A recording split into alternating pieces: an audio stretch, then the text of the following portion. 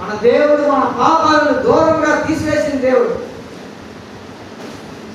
ఆయన ఉంటుంది, ఆయన దయాదాక్షిణ్యపూర్ణుడు. వండర్ఫుల్ వర్డ్ అన్నమాట. ఆయన దయాదాక్షిణ్యపూర్ణుడు, దీర్ఘ శాంతుడు, కృపా సమృద్ధి కావాడు. ఆయన దయ లేకపోతే నీ దయలే నీదే నేనేమోదని పాపం కదా. దేవుడి యొక్క కృపగా మన మీద లేకపోతే, దేవుడి యొక్క దయగా మన మీద లేకపోతే, దేవుడి యొక్క వాత్సల్యంగా మన మీద లేకపోతే మనం ఏమైపోతాం?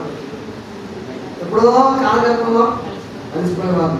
కానీ ఆయన కృప, ఆయన యొక్క జాలి, ఆయన యొక్క దయ, ఆయన యొక్క వాత్సల్యం మన మీద ఉంది. ఎందుకంటే తెలుసా, ఇంకనో నువ్వు పరిశుద్ధిగా జీవిస్తావని, ఇంకనో మనకు దేవుడి సన్నిధిలో నిలవబడతామని, ఇంకనో దేవుడి వాక్యం చదువుతామని, ఇంకనో దేవుడికి ప్రార్థన చేస్తామని. ఎందుకో ఆయన కృప మన మీద అలాగా వాత్సల్యం చూపిస్తూ ఉన్నాడు. కాబట్టి దేవుని దగ్గర ఆయన దగ్గరే క్షమాపణ, ఆయనే మనం క్షమించేవాడు.